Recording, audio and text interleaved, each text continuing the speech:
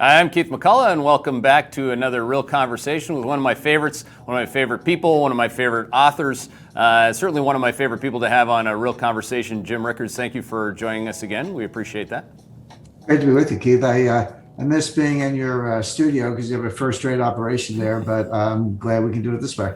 Well, thanks. I appreciate it. The actual operation that we're going to talk about first, quite an operation it is, and you have a lot more experience with the people that run this operation than I have or ever will want to have. And I think by having this discussion and many more, I'll bar myself from ever having the chance of changing that. But, you've been inside, and I wonder, Jim, just how fucked up is the Federal Reserve?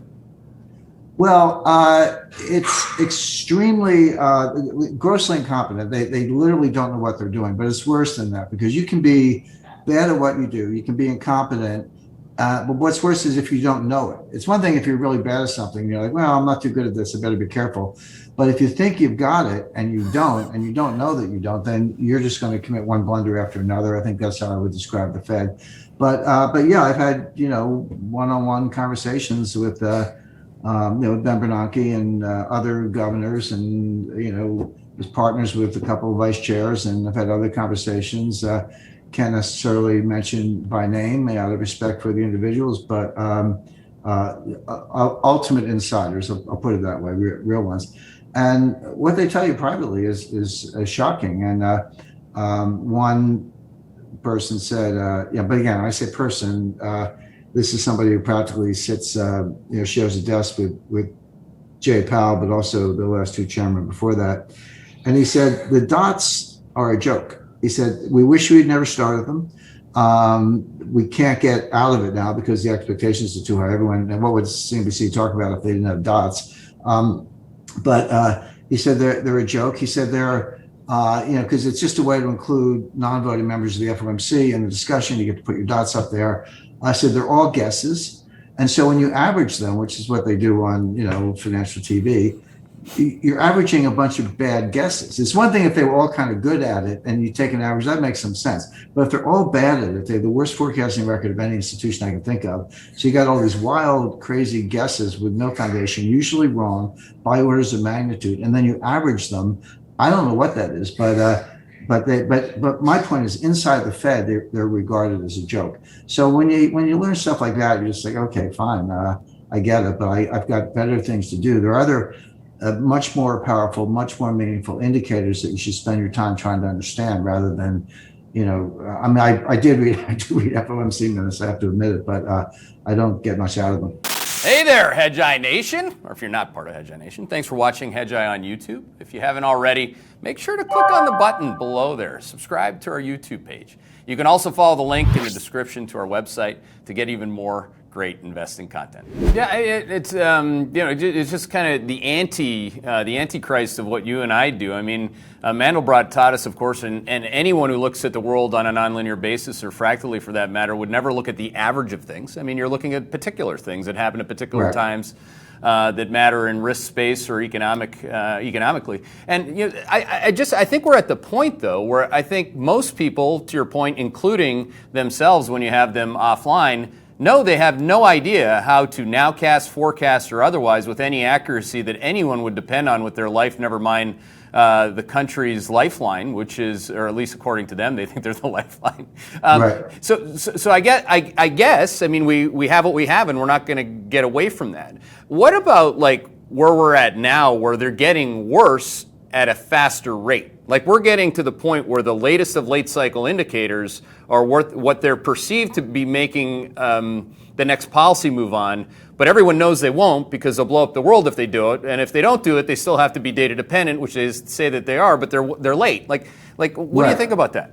I guess what concerns me when I look at risk factors, to me the biggest risk factor right now is the Fed actually will move, and of course it will be at the worst possible time. So data that we can rely on, data that has a very long ability to predict markets in advance, not the stock market. The stock market, everyone's like the stock market looks forward. Well, it does look forward, but it always gets it wrong. The stock market did not see the 2020 crash coming. They did not see the 2008 crash coming.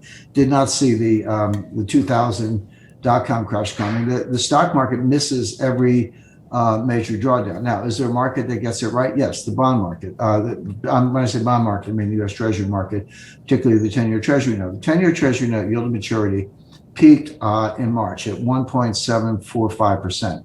Today, it's down around 1.21, give or take a basis point. That's a big drop. I mean, and this audience understands that 50 basis points at that level, when you're at a low level to begin with, given the DV01, the dollar value of each basis point, that's like an earthquake. So what is the bond market telling you?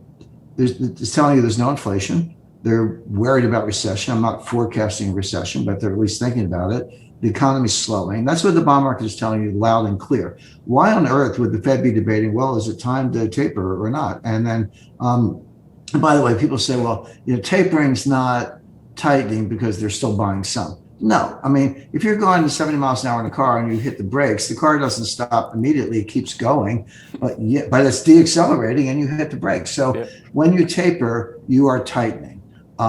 Because yes, you're buying. In the dynamic system, everything happens at the margin. Okay, so you don't have to go to zero taper and then raise rates before you're tightening. When you taper a little bit, you're tightening.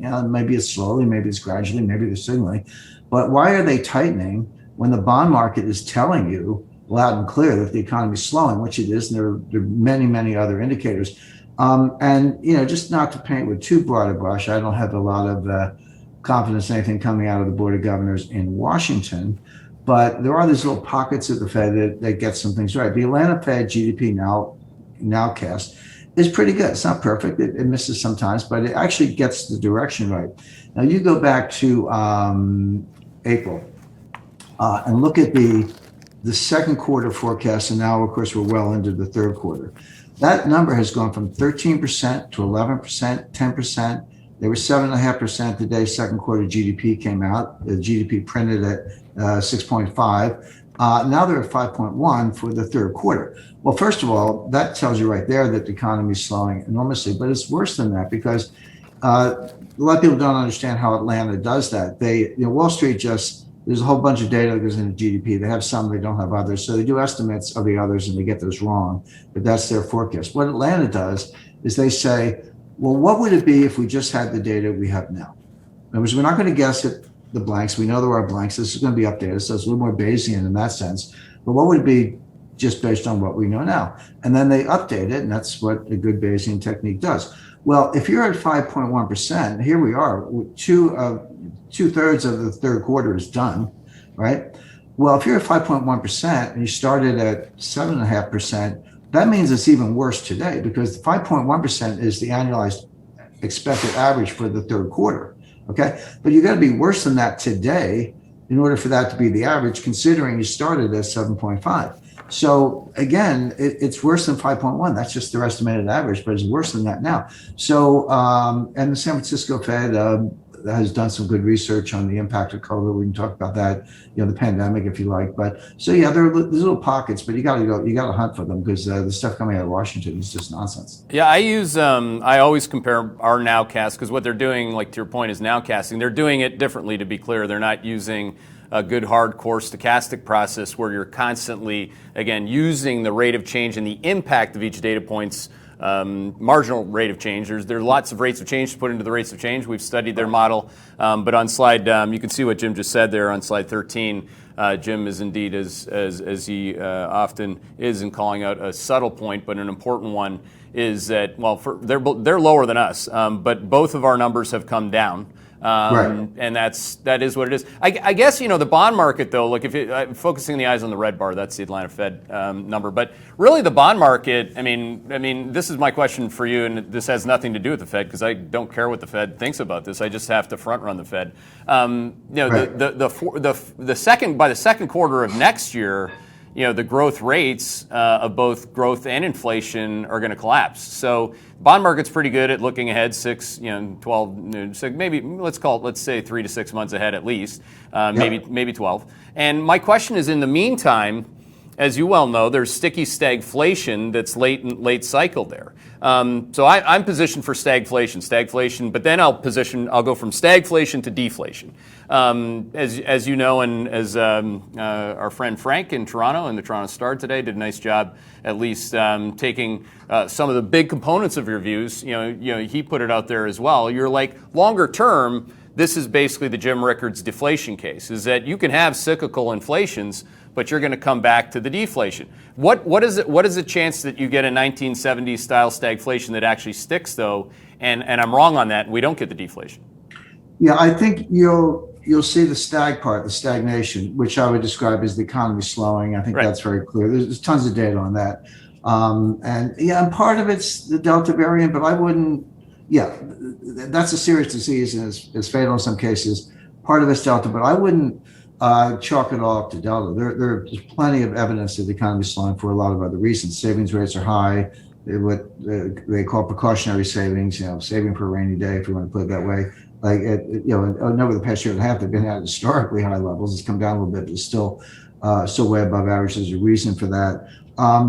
This whole thing of a labor shortage, there is no labor shortage. Now, it is true. You go to a restaurant and the first thing the waiter comes up and apologizes and say, look, it's going to take an hour to get your entree because we're short of help in the kitchen. And you see that, every retail place you go to, and you see that everywhere. So people have interpreted that as a labor shortage, implying inflation is right around the corner. It's not. The problem is that you don't have enough applicants, that you've got a pool of maybe 15 million. The number is not clear, but look at declining labor force participation, number of people getting unemployment benefits, extended unemployment, et cetera. You've got a pool of 15 million prime age workers. I'm talking 25 to 54, not 65-year-olds. You can work when you're 65, that's fine. But I'm talking about that prime demographic who are not working. Now, they're not counted as unemployed because they're not looking for jobs. Why not? Well, because they're getting government benefits left and right.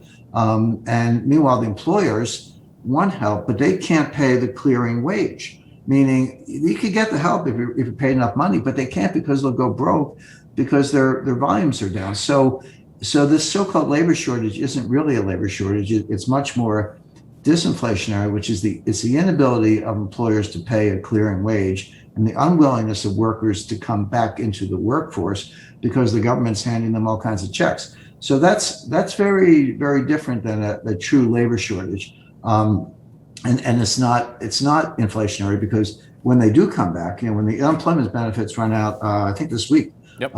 They've been going out gradually state by state, but the last few states are all going to, basically September 1st, it all goes away. And that'll bring more people back into the workforce. And then you're going to see the unemployment rate go up because you're expanding the denominator, not expanding the numerator necessarily. So there isn't really a labor shortage. There's an inability to get people at a wage you can afford to pay. That's a much more disinflationary, depressionary statistic. There's a lot of others. We talk about people who wear base effects. The base effects are about to run off. Because the Fed looks at core PCE year over year. I think 15 different measures of inflation, but that's the one they look at. So if you want to front run the Fed, you got to look at it yourself because it's telling them what to do. Year over year. So April, May, June, even July were hot. Okay, but where were we in April, May, June, July 2020? Mm-hmm. The worst economic collapse since 1946, and in some ways going back to the Great Depression. So, and prices were dropping and the economy was shut down, at least for a couple of months. So how much of that accounts for the inflation numbers we saw? Well, it's hard to know because base effects are rare, actually. They're not usually that big. So it's a little bit hard to untangle, but the best estimates I've seen are about half. So those 5-6% numbers were really, 2.5, 3, which is not too far from where we've been for the 11 years from 2009 to 2020, which was around 1.8, 1.9, and we're going to fall back to that very quickly. So I just don't see the inflation. That's what the bond market's saying. That's what the labor market is saying. The government handouts are about to run off. So we saw some good growth in retail sales earlier this year. Well, sure. I mean, in December, the last days of the Trump administration, they handed out, I believe it was a $600 check. And then Biden comes in February, they handed out, I think it was a $1,400, maybe a $1,600 check. So yeah, you get those checks and people spend it, some of it anyway, and that's a boost to retail sales. That's over. There's nothing, even in Nancy Pelosi's $3.5 trillion spending extravaganza, there's no provision there for another round of checks. So you start to pull that kind of support away, you start to take the base effects away, you look at the slowing metrics we talked about, you're back down to that, maybe 2.2% growth, maybe lower, and 1.6% core inflation. Yeah, their definitions of inflation. We did this exercise. You might get a kick out of this, guys. Pop up slide 59, where we took every way that anybody at the Fed, all the way to the last place you'll ever want to work, which is the Cleveland Fed, their definition of inflation. So the Cleveland PCE, the Cleveland CPI, the you know what and me, it's all there. I mean, it's like. Right. Just for people that don't know what Jim was talking about, like in terms of base effects, the base effects are really easy when that color on the page is red. The dates are there, and it's the acceleration inflation are really green when you lap against those numbers. And that's really my question about this the stagnation you called it, or the stagflation of it all, because by nature, prices that have inflated, they take a little while to come unglued. But by Q2 of next year, it's mathematically impossible that those green numbers aren't going pink back to red. And if they go to 2.2 or 1.6, that's not the point. It's like you said this at the outset, it's getting the rate of change in the direction right. So here you have a Fed. Let's just play this forward. I mean, and again, this is a career from now for me, Jim, in terms of trading it, by the way. Yeah, it is. I mean, I can't set up for, I'm long quad 3. That's when you buy, a narrowing list of mega caps, things that can actually grow through it, because the real growth underneath the hood here is starting to slow. Right. But if I go to the next career move or whatever, which is Q2 of 2022, you got guys like Bullard and whoever. Now Kaplan's jumped in there. They want it's not just tapering. It's like giving you guidance on a rate hike in that quarter of next year. Correct. So the Fed can't forecast 3 weeks accurately. So why do we think they know what's going to happen in 2022? I mean, you have a better handle on it. I hope I have a better handle on it. I know the Fed does not. Keith, here's a real easy exercise. So every year the Fed does a 1-year forward forecast. Do it every year. So 2009 they forecast 2010, 2010 they forecast 2011, etc. Look at that time series, that annual 1-year forward forecast. They're wrong every time by orders of magnitude, meaning, going back to the last recovery, 2009, 2010, they'd say 3.3 and it would come out 2.1. If they said 3.3 and it came out 3.1, I would say, hey, nice going. You stuck the landing. That's really, really close. But they're off by like a full percentage point, which is in a world that only goes between -4 and +4, pretty much. If you're off by a full point, that's an order of magnitude, and they have been. So why would we listen to anything they say? Yeah, well, the problem is we have to. And this is the next part of the discussion I want to get into.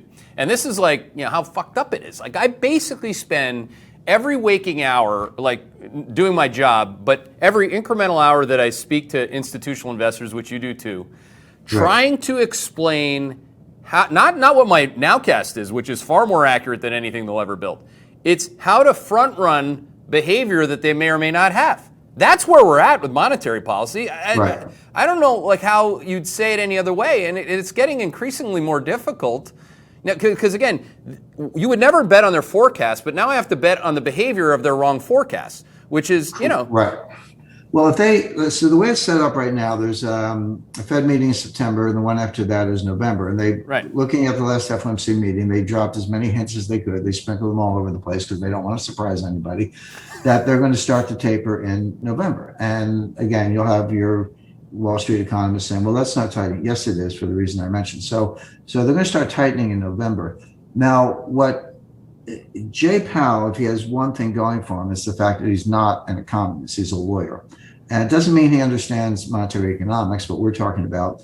But lawyers do tend to be a little bit pragmatic. So maybe he'll get it, but I can't count on that. They've said basically they're going to start the taper in November. They're going to probably cut treasuries and mortgages at the same tempo. One's more than the other, but they're kind of scaling back. They'll do it at every meeting. Maybe 10% of the total per meeting for the next 8 meetings, et cetera.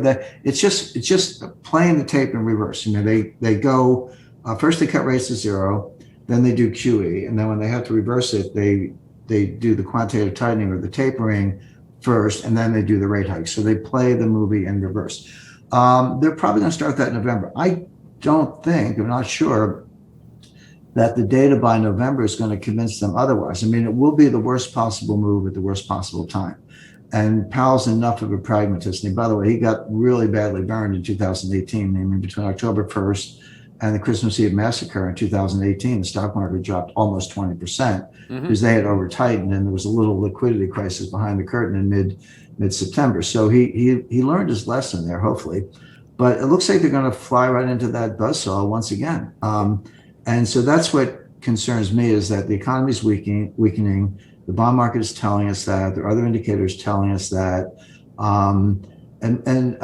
But they're not looking at that. They're looking at the unemployment rate, which doesn't mean anything because of labor force participation. And they're going to actually start to taper in November, which is what I would expect right now. And that's going to be the worst possible move.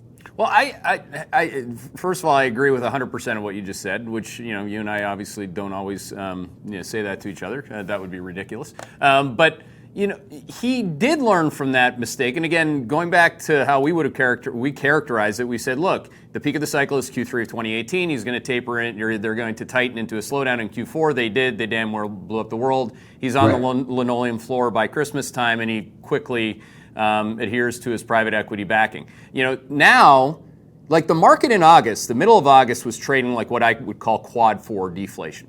The dollar was looking like it wanted to break out. It wasn't like it was an optical illusion. The thing was going up. You finally start to deflate some of the ongoing commodity inflation. And Powell took and Bullard, different people are saying, hey, look, it's time to go. And he looked like he learned from that mistake. He said, I'm not going to Jackson Hole in person. We're going to do it via Zoom. And he came in as dovish on the margin, as definitely more dovish than I or the market would have expected. And I think, to me, that's because he didn't want to do what he did in Q4 of 18. One, do you agree with that? And two, why would he do it? Why would he do it again in November, even though we both think that he will? It's a really good question. There's sort of an institutional momentum. You look at the FOMC minutes. I've been in the boardroom down there. There's like 45 people in the room. It's not just the voting members of the FOMC. Like they got chairs all around the edges, and the whole table's filled up, and probably standing room only. So there are like 45, 50 people in the room, including some people I speak to. And so there's an enormous. Don't underestimate the power of consensus, the difficulty of being out of consensus if it's all leaning a certain way, the institutional bias. We don't have to get into the whole behavioral psychology, cognitive bias thing, but they're using bad models. You use bad models, you get bad results every single time. They'll be very consistent that way.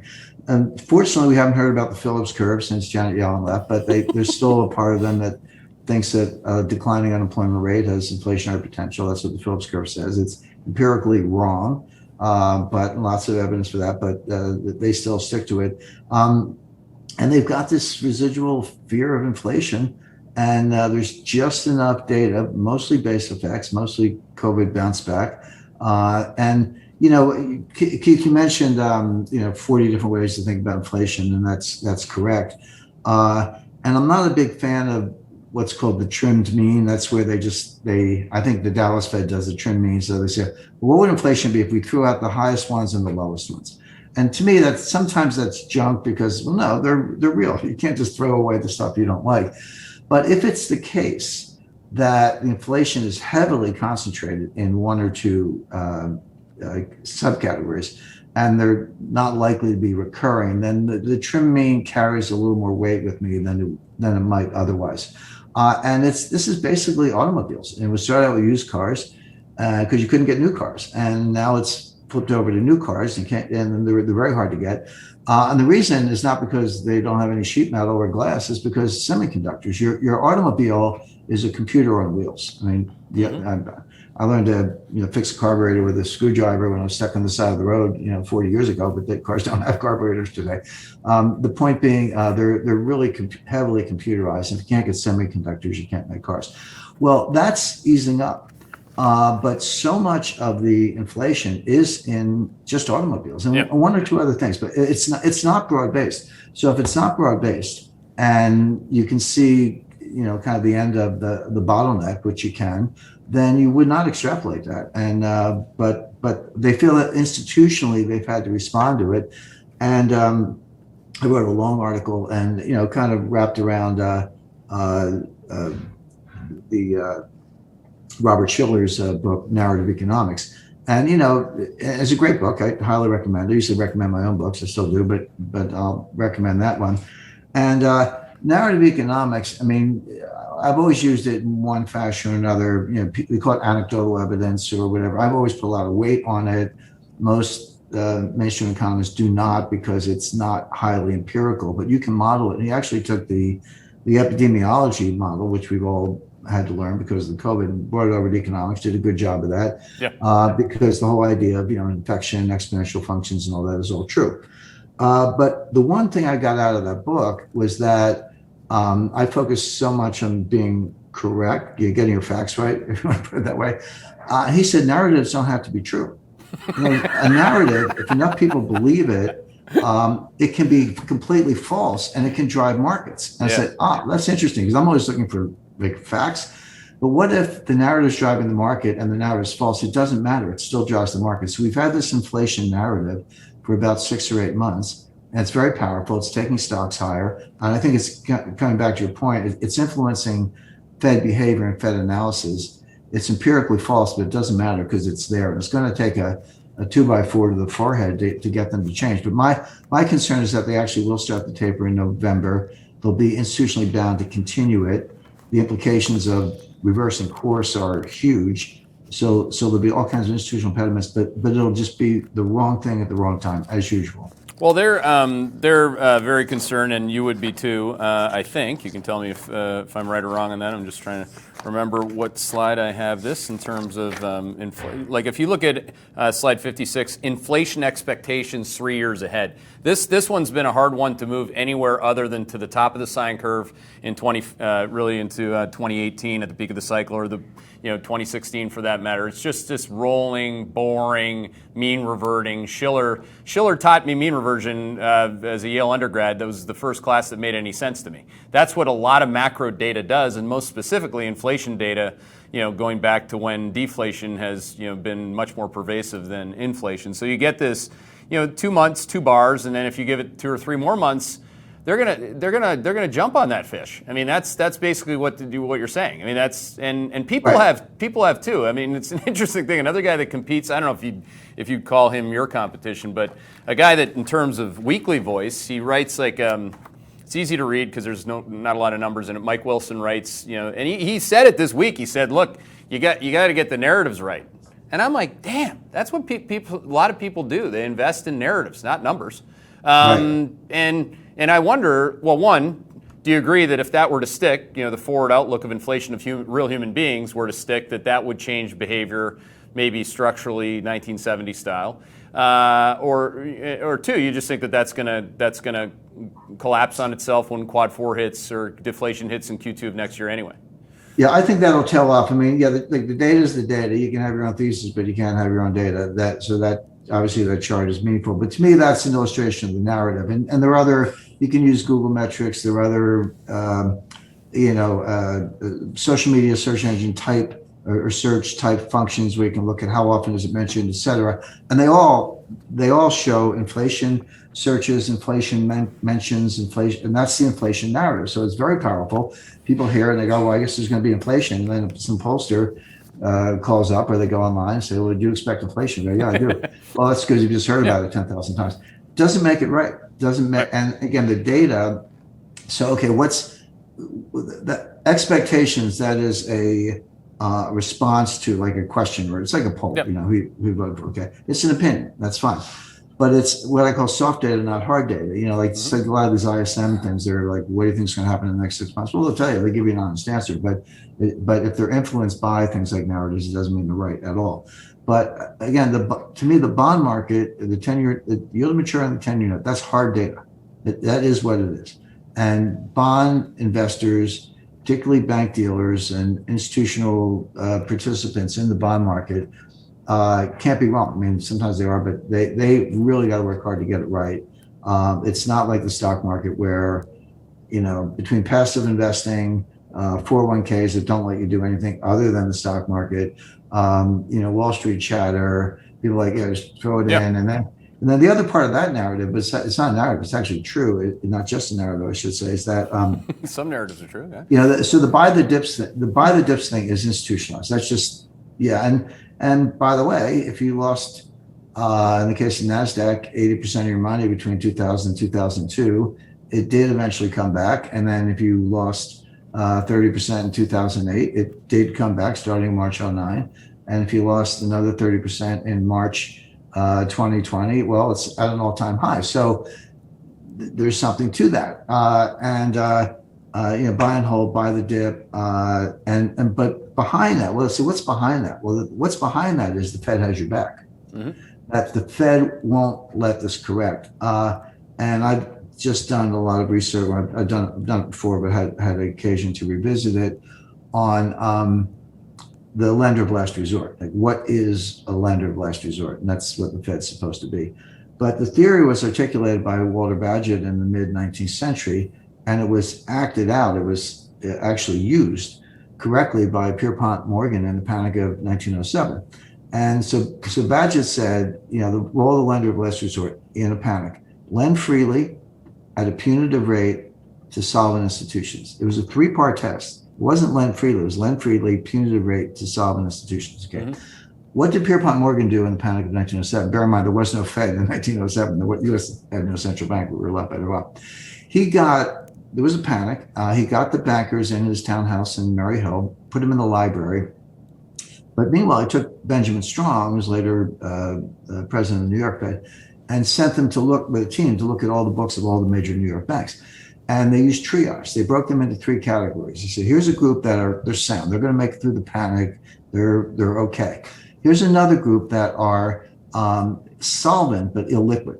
They need cash, but their assets are okay. But they need cash. They're not going to make it if they don't get cash. And here's the third category. These guys are insolvent. They're broke. Okay. And they said the plan was take the sound banks, have them lend to the temporarily illiquid banks that were solvent, and let the other ones fail. So in other words, he used the Bagehot formula, which is lend freely from the good banks to solvent institutions, which was the middle group, but not to the insolvent, let them fail. So there's Bagehot, there's Pierpont Morgan, and by the way, we used that model in 1998 when we bailed out long-term capital, because that was contrary to popular belief. That was not a Fed bailout. It was a private bailout, and that was our model. Was the panic of 1907. But what did the Fed do in 2008, and what did the Fed do in 2020? They ignored the last two rules. It was not a punitive rate; it was a zero rate, and they lent to the solvent and the insolvent. Right. And so what it means is that nobody fails anymore.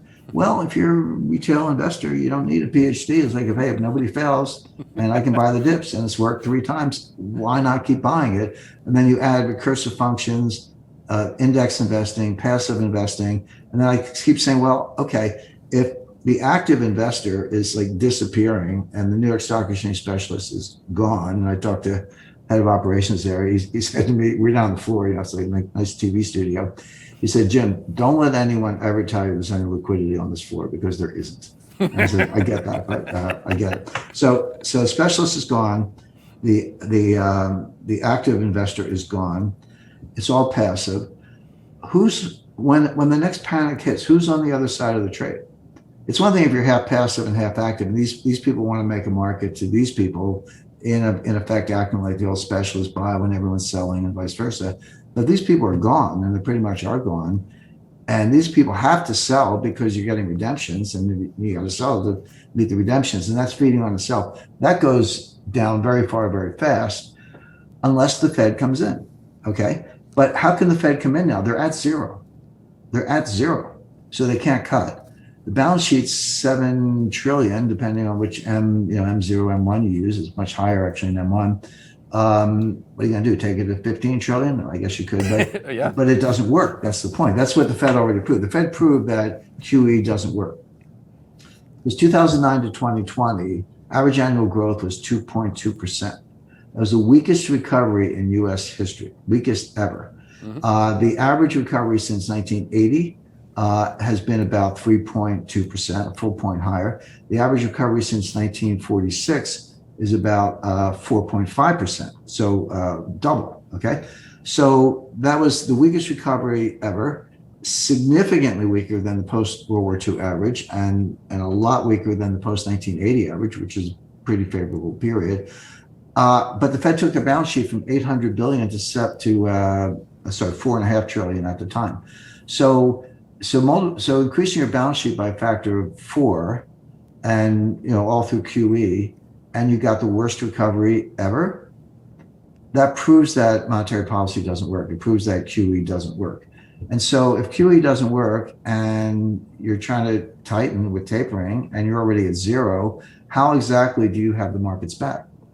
No, I mean, first of all, thank you, because you just gave me, of the many frameworks, by the way, for those of you that haven't read any or all of Jim Rickards' books, I've read them all and dog-eared them all and learned a ton from this guy. You just gave me a framework to button up something I've been working on, which is, again, in this era, the 3 buckets, you have the banks and the Federal Reserve that backs them. They have all the, ask Jamie Dimon how much cash he's got plenty. In the middle, you have hedge funds that are solvent, but Jim, they're not liquid. Liquid. And then over here, you have the poor bastards selling pizza box rating reviews and stock picks.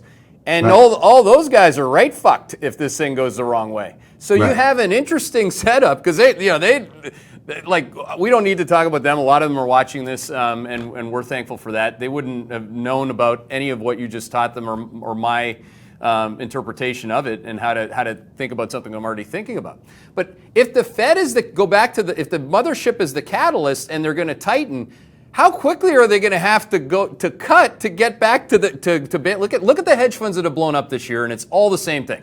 Every single time an economic reality hits, whether it was quad 3 stagflation in China, blew up Bill Wong's Tiger Management Fund immediately because you shouldn't be long, you levered long consumer stocks in China when that happens, to coming out of the peak of the cycle in the U.S. where Captain Stockpicker dies. Quad 2 is great for Captain Stockpicker when growth and inflation anomaly, everything's going up.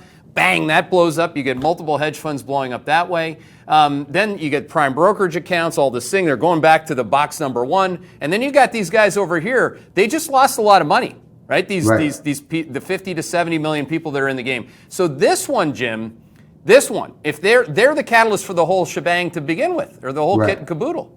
So they will have to turn tail. Again, we have a timeline for this. We know the economy is going to slow at a very fast rate in the second quarter of next year. I don't know if that's possible. And you have the midterms, which you and I haven't talked politics. That's not my bag, but I know you have some thoughts on that. Yeah, well, a couple things.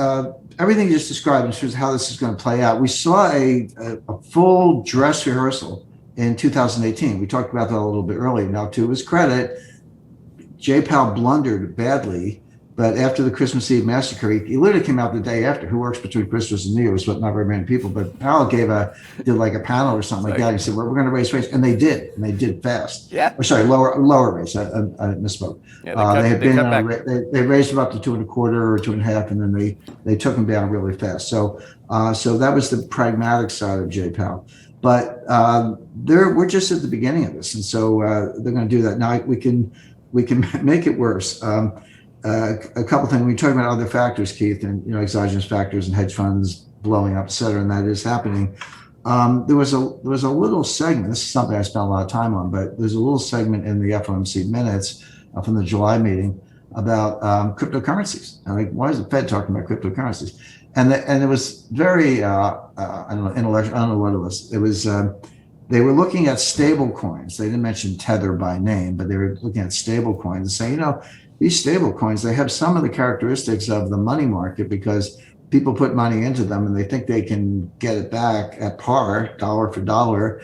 But what do the people who are running it do with the money? Well, they invest in other stuff. I mean, Tether's trying to be transparent, and they came out, they said, well, they're like, I forget the exact number, but it's very high percentage, like 2/3 or more in commercial paper, as if we're supposed to feel comfortable with that. Well, okay, if the commercial paper issuer is, I don't know, Amazon, I'd take their credit, but commercial paper is, under the Uniform Commercial Code, it's just an unsecured IOU with a maturity of less than 365 days. So who's the issuer of the commercial paper? Is it an affiliate of Tether? Is it, where's the money? And we don't know. We don't know. But it's like, okay, you guys learned something from the money market collapse in 2008, maybe. But if you think that's the only problem with stablecoins, if you think that these are like a close analog to money markets, which at least have some SEC regulation, no, this is 100 times worse.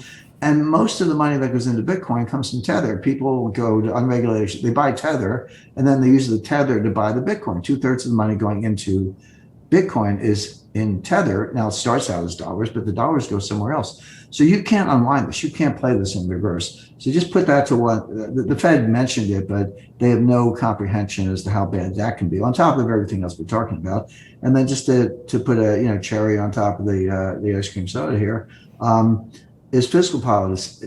Fiscal policy is impotent. I know we got a $3.5 trillion bill right around the corner, but the evidence is very good, very strong over decades, centuries, developed economies, developing economies, all economies, et cetera. And here, you look to Carmen Reinhart and Ken Rogoff, that when your debt to GDP ratio goes past 90%, your Keynesian multiplier goes below 1. Mm-hmm. Meaning, if you borrow $1 and spend $1, you don't even get $1 of GDP. You get 90 cents or 80 cents, et cetera. And it's just diminishing marginal returns. It applies to all complex dynamics. So all the spending in the world will not grow. It will not stimulate the economy. They call it stimulus. I don't call it stimulus. It's just so our debt to GDP ratio is now up around 130%. I said 90% was the threshold, and that's what the evidence shows. We're up around 130%. Who's at that lunch table in the cafeteria? Who's sitting at your lunch table?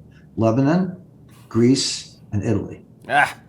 There's your foretop, right? Okay, that's where the United States is. We always like to make fun of Spain and France because they're like socialists. Their debt to GDP ratios are much lower than ours. They have their own problems. Don't get me wrong, but we're with Lebanon, Greece, and Italy.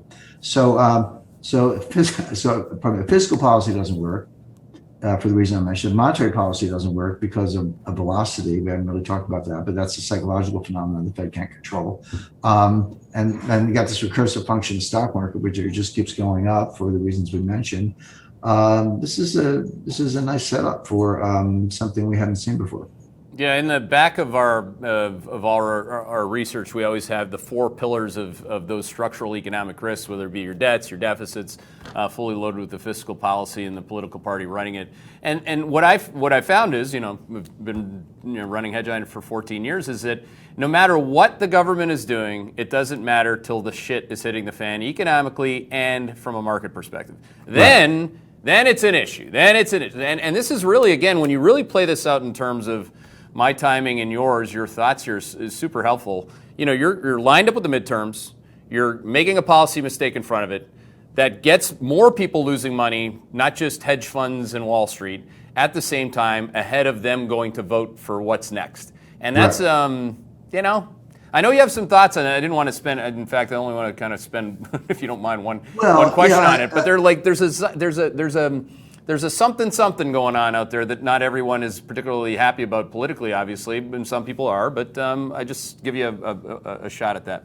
Yeah, look, I mean, the first rule of politics is a week is a lifetime. So sitting here 15 months ahead of the 2022 elections, you got to qualify everything you say by that. Having said that, the setup for Republican control of the House is very good. Never underestimate the ability of Republicans to screw things up, but assuming they restrain themselves, they should take the House. We're talking about 5 votes. I mean, Pelosi is having to threaten to move people's offices to the basement just to get a vote on this $3.5 trillion. So she'll get it, but but she can only afford to lose 5 votes. The Republicans could pick up 20, 30 seats, maybe more. That's, by the way, that's typical for a first midterm on a new president, but there are a lot of factors pushing that way, and they could take the Senate for that matter. And then, the big wild card, and it's an interesting one, is this Gavin Newsom recall, right? So the polls are kind of close, 50-50, which means that Newsom's probably in trouble because the polls skew to favor the Democrats. So if they're admitting 50-50, I take it that he's underwater. And the way it's a two-part ballot. So the first one is, should you recall the governor? If you say yes, 50% say yes, he's out. But the second part is, well, assuming he's out, who do you vote for governor? It's a two-part thing. But with the other thing, there are like 20-some candidates, and a plurality wins. You don't need 50%. It's not like Georgia, one of these, they call jungle primaries. You just need a simple plurality. And right now, Larry Elder's ahead. So what are the odds that you get a Republican governor in California in 2 weeks? Well, pretty good right now. That would be a reasonable bet. And sad to say, Dianne Feinstein is probably suffering, more, signs of age, to put it kindly, than the president, which is, they're both in trouble. So if she's got to step aside and the Republican governor picks the replacement, and all of a sudden Mitch McConnell's Senate Majority Leader, and that you don't have to wait till 2022 for that. That could happen in between now and then. So with the Republicans poised to take control and the leadership of the White House kind of MIA, it doesn't mean that the Republicans get everything they want. It does mean that the United States is in even more turmoil, more uncertainty than we are already. And of course, markets hate that. People can, seasoned investors can deal with bull markets and bear markets, but nobody can deal with uncertainty. And the way you cut through uncertainty is with really good forecasting models, which is what you do and what I do. But that's a real headwind to markets in general. Yeah, that's if you don't mind, I'm going to go to the Q&A. It's a good segue to that, because this actually surprises me that this is the second highest voted question. Like, our subscribers are voting up and down questions, and it's a political question. So I'll ask it first, and then I'm going to ask the obvious questions I haven't asked about, which are China and gold specifically. That's number one. But the second highest rated question, how would you describe, Jim, this Build Back Better or Great Reset agenda anyway? Build Back Better is a slogan. Like the $1 trillion infrastructure bill, which there does appear to be bipartisan consensus, so that's going to get through. Although Nancy Pelosi is holding it hostage for the $3.5 trillion welfare bill. So it's passed the Senate. The infrastructure passed the Senate. They throw it over the House. She's like, I won't schedule a House vote on that until the House and the Senate approve the $3.5 trillion. Mm-hmm. Well, they're having problems with that because, Kirsten Sinema, Joe Manchin, and some others. They say they're the two front people on the Democrat side, but there are others who are concerned about it.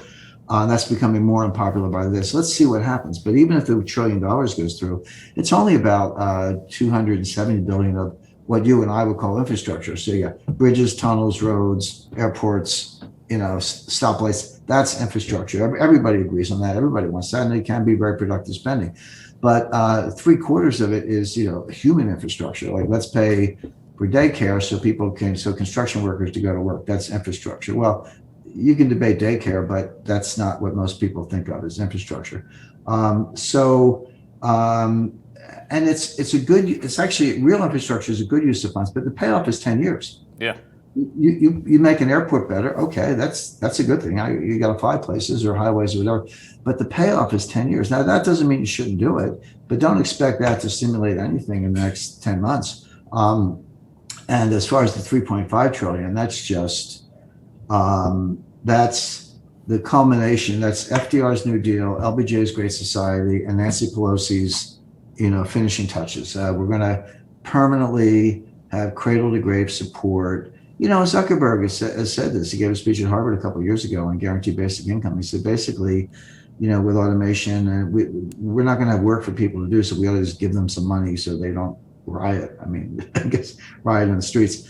Which I think is horrible. I think it's just a really despicable approach to human talent, but that don't underestimate the extent to which that is mainstream thinking right now. So you got to push back against that, and that's what the 2022 elections might be set up to do that. So Build Back Better is a slogan. There are things government can spend money on that do add to productivity. They are, but that's not what we're doing. Mm-hmm. Well, reset would be the right word. I don't know if great is the right word to use in front of it, particularly if you're not a socialist. There's my political comment of the day. Not that it's going to change anything. Bert from Fort Myers. Here's the number one question, Jim. Jim, can you comment on China increasing their gold reserves, opening its gold window in Shanghai? Is it similar to the one Nixon closed in 71? And there's some follow-up to that.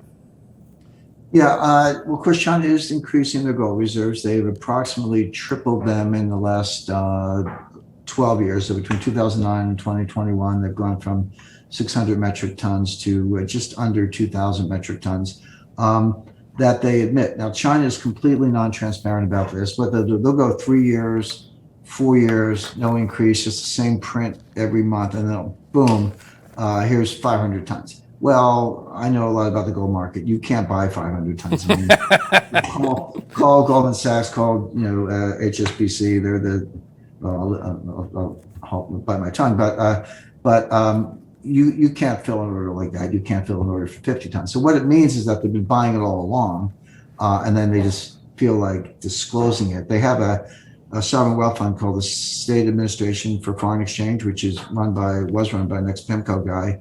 Completely non-transparent. That's where they keep the gold off the books. And then every now and then, meaning every several years, they'll flip it over to the People's Bank of China and publicize it as an increase in 200 tons or whatever. But they're buying it all along. So we don't actually know. But assuming that they've continued to do that, which I'm certain they have at least several hundred tons, perhaps 500 to 1,000 tons off the books. So let's put them up at the 3,000 plus level. Russia is much more transparent. They publish every month, so we know exactly what they're doing. Elena Nabiulina is my favorite central banker. She's the only one who seems to know what the job requires.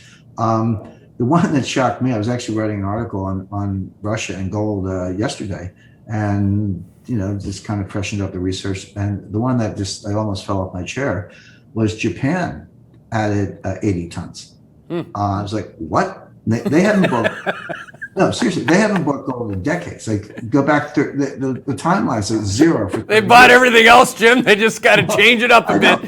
Well, so I said, by kind of going to the China thing, I said, you can't fill 80 tons. Like, what's up with this?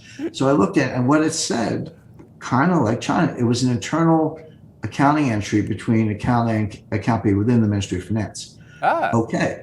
But so they didn't go out and buy in the market, but it means that they have hidden gold. Yeah. It means that they've got gold. They're not, but then it's okay. Second derivative. Why now? You've had the hidden gold. Okay. Separate account in the Ministry of Finance, non-transparent. Okay. You made the accounting entries. You put it on in your reserve position, and World Gold Council reports it. IMF reports it. Why now? Yeah. Okay. Well, what it tells me is that people are losing confidence in the United States. This goes right to Afghanistan. And just I'll digress a little more and come back. So Eric Prince is doing an interview with Tucker Carlson a couple of days ago. And Eric Prince is, former Navy SEAL, also has his own army, created his own army. That's a statement. Very few people know more about Afghanistan than he does. So I'm paying attention because I'm following the Afghanistan story. And in the middle of it, he says, and by the way, this is the beginning of the end of the dollars reserve currency, because people have now lost confidence in the United States. We've humiliated ourselves. We surrendered. We retreated, and it was and took casualties in a retreat, which even Lee didn't do at Gettysburg. And by the way, there are only a handful of people, like maybe 5 people in the world, who can pivot from geopolitics to international monetary economics without taking a beat. They get good people on both sides, David Rosenberg and Lacey Hunt on economics, and a lot of good people on the geopolitical side. But the number of people who can go from one to the other just like that is a really short list. Eric Prince is one of them, and because I get into this debate all the time because people go, the gold bugs go, well, there's nothing backing the dollar. There's nothing backing up the dollar. And then the anti-Bitcoin people, there's nothing backing up Bitcoin. Well, I can say the same thing about gold. There's nothing backing up gold. I mean, it's visible, it's tangible. You can touch it. Atomic number 79, but there's nothing else behind the gold. And what I say is they're all backed by the same thing: dollars, euros, gold, Bitcoin, anything else you want to mention. They're all backed by the same thing, which is confidence. If I tender you some money for goods or services, and you're confident that it's money, and furthermore, you're confident that you can turn around and tender it to somebody else for your own goods and services, then it's money. It doesn't matter what it is. But here's the caveat: confidence is fragile. It's easily lost. It's impossible to regain. And the point that Eric Prince was making is, if you have confidence in the dollar, what's behind that? Again, let's do the second derivative. What's behind it? Well, 10 aircraft carrier, battle groups might be a good start. And if we're now eroding that, if we're now destroying that, which we are, you can see confidence in the dollar wane very quickly. And then I see our friends in Japan print, 80 tons of gold out of thin air. Well, it wasn't thin air, it was an accounting entry. But why are they doing that? Well, it's because they're talking to Taiwan about mutual defense. If you're China and you want to invade Taiwan, why stop there? Why not keep on to Japan if the U.S. doesn't have your back? So that's where this whole Afghanistan thing has implications that very few people can really comprehend. Well, very few people can connect the dots like you just did, from the dollar to Afghanistan to what Prince said. So awesome job on that. The rest of this question actually implies, I think it gets to that point. So I'll just ask the follow-up, which is, the Chinese doing this, allowing its currency to float against gold, to give, is it to give confidence to other countries that want to sell oil and other commodities in the Chinese currency? Yeah, a little bit. I mean, China is not anywhere close to having enough gold for gold-backed currency. They are acquiring gold, granted, but their gold as a percentage of their total reserves is 2%. And if you want a good trivia question, you're going to borrow something like that, ask someone to tell you what percentage of the U.S. reserve position is in gold. The answer is 74%. For all the trash talk coming out of the Fed, now gold's not money. 74% of U.S. reserves are in gold, and similarly high percentages for Germany and France. And Russia's getting there. Russia's up to 20%, but China's like 2%, maybe a little bit higher, because they've got a $4 trillion reserve position and not that much gold. So, and the other problem with the digital yuan or the gold-backed yuan, you hear about this all the time. Great Reset conversation. They have no rule of law. Why would you want a dime's worth of yuan if there's no rule of law? If it's what they say it is, if there's no recourse, there's no courts, there's no checks and balances, et cetera, there's no enforceability, nothing. And you'll never have a bond market. You never have there's a small one, but you'll never get a robust Chinese government bond market with across the yield curve and primary dealers and repos and when issued trading and the settlement and clearance and bankruptcies and all those things we've spent 100 years building up in the United States, or go back to Hamilton, 230 plus years. You can't pull that out of thin air. It would take 10 years at a minimum if they were willing to throw off the Communist Party, which they're not. So they're not even close to that. The digital yuan is all about totalitarian control within China. They got cameras everywhere, biometrics everywhere, facial recognition software everywhere, social credit scores. Mark Zuckerberg would be right at home there. But the point is, if there's no more cash.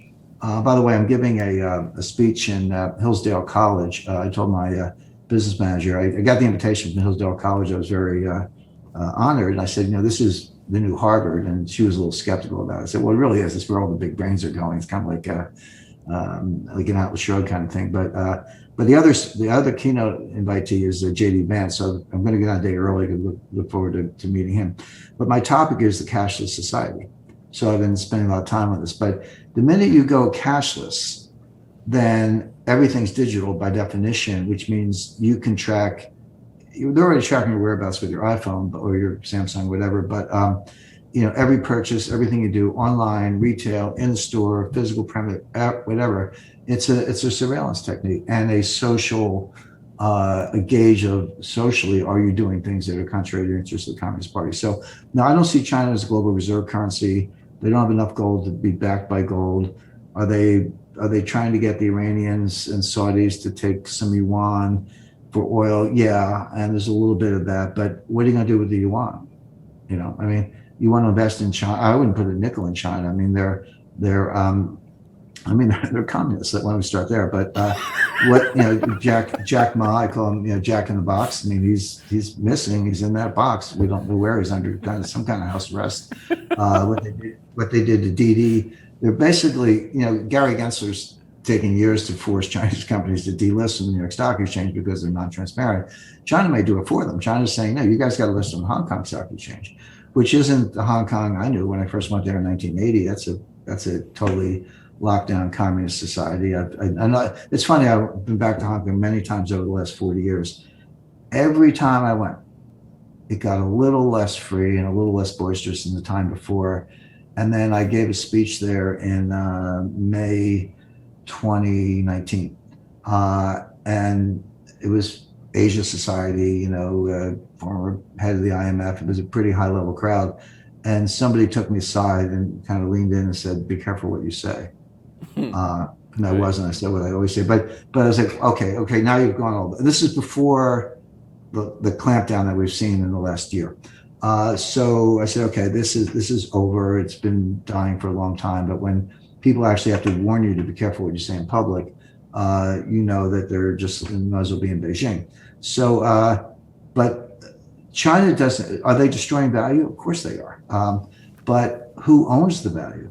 It's Chinese oligarchs and U.S. investors, U.S. index investors, right? So what do they care? What does the Communist Party of China care if they destroy an oligarch or hurt U.S. investors? They probably favor that, right? They're not handmaidens of the markets the way they are in the U.S. So why would you own Chinese stocks? I don't. And I don't. Yeah, I don't. And I'm not getting an invitation to speak in China. And I think after you just said that, you're not going to get one either.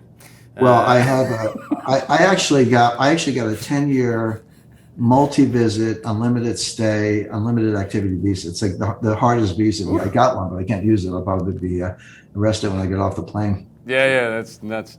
All right, we've basically run out of time, but I got to ask you this question because it's got a lot of votes and people ask it a lot. And I just like what you called it, so I want to ask it as the final question from Mike. Jim, is your ICE 9 prediction still in play, or are we past that? No, it's still in play. And just I'll be really brief. ICE 9 is I nicked it from Kurt Vonnegut, who used it in his novel Cat's Cradle, which I highly recommend. Hilarious. It's a black comedy in the early 60s at a time when we were all worried about the world being blown up by nuclear weapons. But the idea was that a physicist invented ICE 9, which is an isotope of water, and it's frozen at what we call room temperature. But if a molecule of ICE 9 comes in contact with a molecule of water, the water turns to ICE 9. So if you poured a vial into a stream, the stream would freeze, the sound would freeze, the ocean would freeze, the world would freeze, and life on Earth would come to an end. So that's what ICE 9 is. But I took that idea and applied it to financial markets and said, you can't shut down one market because, FDR had a bank holiday in 1933, but people don't remember that. He shut every bank in America by executive order. Every bank in America by executive order shut, and didn't say when he was going to reopen them. They were reopened about a week later, but he didn't say that at the time. But the point is, if you freeze money market funds, you say, okay, we've got to run on money market funds. Nobody can redeem money market funds until further notice. And you can do that.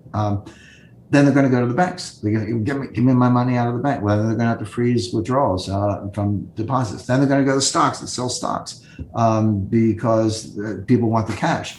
And they're going to have to shut the stock market. So the point is, you can't freeze one section of the markets without freezing all of them, because investors will just pivot from one to the other to the next, the same way the ICE 9 molecule, until you have to shut down everything. And I talked about this in chapter 1 of my book, The Road to Ruin, 2016, how the biggest cog in the wheel, if you will, is BlackRock. And BlackRock's not a bank. And it barely avoided being regulated as a systemically important financial institution coming out of Dodd-Frank. But don't think that the lobbying associated with that wasn't, taken to an unheard of level. Larry Fink gets touted as Secretary of the Treasury. But rest assured that if you get into the kind of scenario we just described, that there'll be a phone call to BlackRock and say you've got to freeze everybody. You can't sell. You can't sell.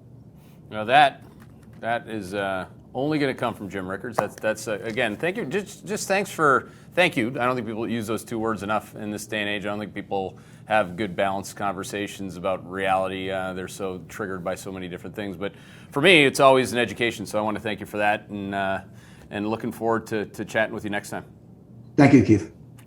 He's the one and only Jim Rickards. I hope you learned a lot.